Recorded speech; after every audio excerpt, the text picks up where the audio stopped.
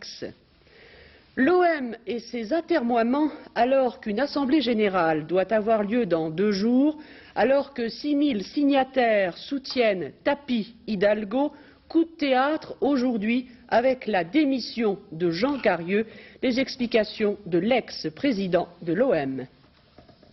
L'instant où j'ai été signataire d'un protocole en faveur du groupe Tapi, il n'était pas question que je revienne en arrière. Alors on a inventé une série de contradictions qui n'existent pas pour moi, dont je me suis expliqué d'ailleurs après un silence de près d'un mois et demi avec Bernard Tapie hier matin.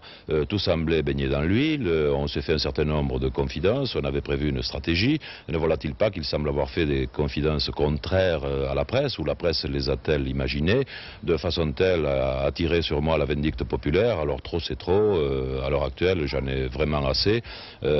Disons que j'ai fait ce que j'avais à faire et je me retire. Vous voyez, je suis déjà en vacances, je m'en excuse auprès des téléspectateurs, moi qui suis un amoureux de la cravate, mais c'était trop. Alors je précise quand même que je donne mon pouvoir qui pèse 60 voix au délégué général du club, Gérard Boyer, qui est mon ami, de façon justement à ce que le quorum des 3/4 soit atteint. Il y a 462 voix à l'Assemblée. Mon ami Albert Scali, vice-président ayant démissionné, pèse 35 voix, moi 60, ça fait 95.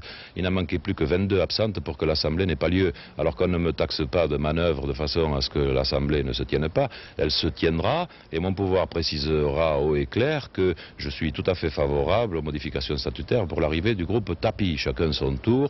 J'ai toujours dit que le club olympique de Marseille n'avait pas les moyens, ni financiers, ni infrastructures suffisantes pour faire un grand club à hauteur des ambitions du public et des supporters marseillais. Je n'ai pas obtenu tout ça, j'en ai obtenu qu'une partie.